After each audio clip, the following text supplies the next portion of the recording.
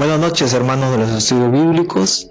El tema que nos toca compartir se denomina Mi pecado es más importante que el tuyo. Esto está en Mateo capítulo 7, versículos del 1 al 5, enfatizado en el Sermón del Monte.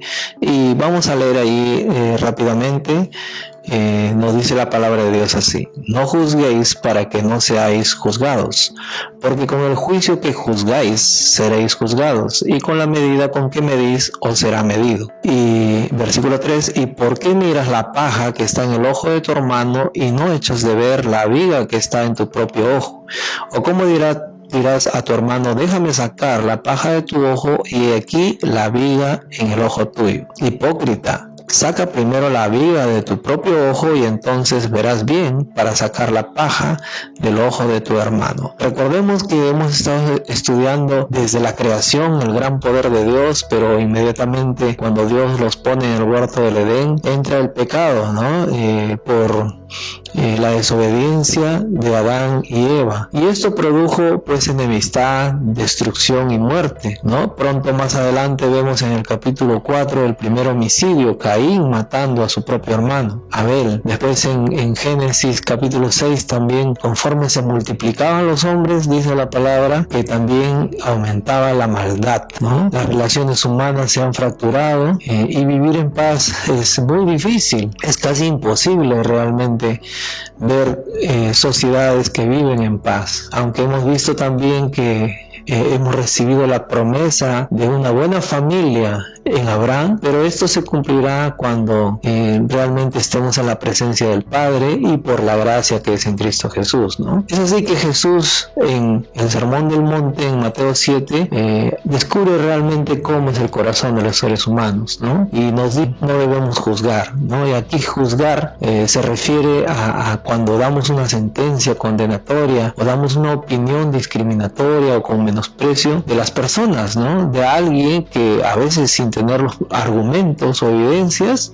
nosotros simplemente aseveramos que aquella cosa es tal como lo pensamos, ¿no? A veces nos fijamos en la forma en que están vestidas y los discriminamos por eso, o a veces vemos situaciones en que alguien ha comprado algo material y nosotros siempre nos deslizamos por el lado negativo, ¿no? Tal vez fue con dinero mal habido, tal vez producto de la corrupción. Siempre estamos pensando así. Es más, ¿no? En estos días de la política, cuántas veces hemos dicho, ¿no? Acerca de uno u otro candidato: es un corrupto, es un terrorista, es un delincuente, o no trabaja, o qué sé yo, o es mantenido. Discriminamos a las personas o damos juicios sobre las personas por su raza, por su condición social, por su nacionalidad. Entonces hacemos aseveraciones que dañan, ¿no? La comunión de los pueblos, de las familias, muchas veces también dentro de la iglesia, ¿no? Y como dice el dicho, todo da vueltas. Ese juicio muchas veces es contra nosotros también, ¿no? Y nos sentimos así,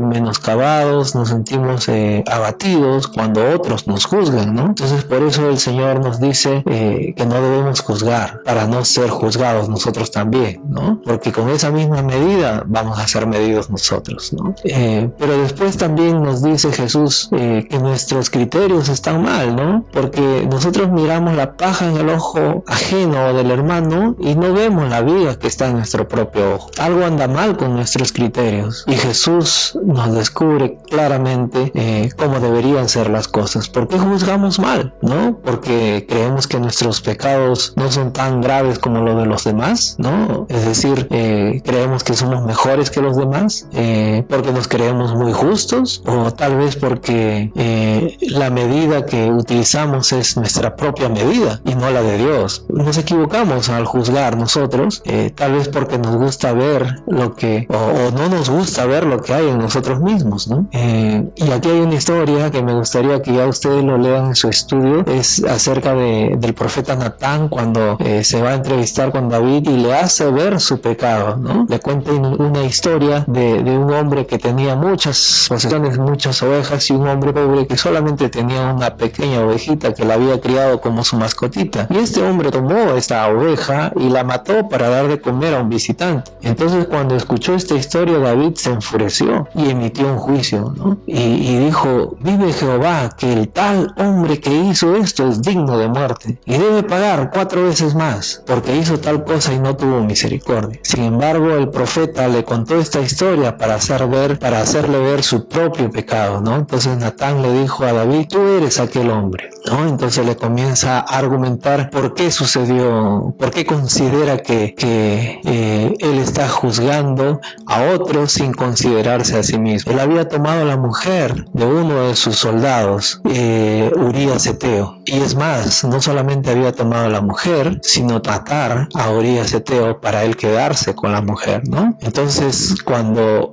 el profeta Natán le hace ver su pecado a David, David dice en el versículo 13 del capítulo 12 de segunda de Samuel: pequé contra Jehová. Recién reconoce su propio pecado, ¿no? Y Natán ya ahí le explica la sentencia que Dios ha dado, ¿no? Entonces Jesús nos dice en el último versículo, el versículo 5: hipócrita, saca primero la viga de tu propio ojo y entonces verás bien para sacar la paja del ojo de tu hermano. Entonces mi pecado es más importante que el tuyo, o más importante que el de los otros. El reconocer nuestro propio pecado es realmente lo que Jesús está enfatizando aquí. Ese es el gran problema del ser humano, que no reconoce sus propios pecados. Siempre está juzgando, prejuzgando a los demás, los errores de los otros, pero no sus propios errores. Y Jesús acá nos pone contra las cuerdas, nos hace ver cuál es nuestra real condición, y somos pecadorazos. ¿Y nosotros podemos sacar la paja del ojo ajeno? Sí, también podemos hacerlo, pero primero debemos lidiar con nuestra propia viga, con nuestro propio pecado, ¿no? Entonces Jesús aquí ha llegado hasta el fondo del asunto. El problema no es el gobierno, el sistema, la sociedad, la gente mala que me rodea, ni los hermanos, ni los líderes. El problema soy yo y mi viga. Mi pecado es más grande, es más importante y más terrible que el de los demás. Miren, este es el por qué Jesús fue hasta la misma cruz. Él tuvo que pagar por nuestros pecados. Y Isaías nos dice: ciertamente llevó él nuestras enfermedades y sufrió nuestros dolores, y nosotros lo tuvimos por azotado, por herido de Dios y abatido, mas él herido fue por nuestras rebeliones y molido por nuestros pecados. El castigo de nuestra paz fue sobre él, y por su llaga fuimos nosotros curados, ¿no? A través de estos versículos vemos la importancia que tiene el pecado, lo destructivo que es el pecado, y que alguien tuvo que pagar por esos pecados. Y hoy día Jesús te ofrece salvación y vida eterna siempre y cuando reconozcamos cuál es nuestra condición, ¿no? Nuestros pecados son terribles, nuestros pecados los nuestros, no los de los demás. Que el Señor me los bendiga, hermanos.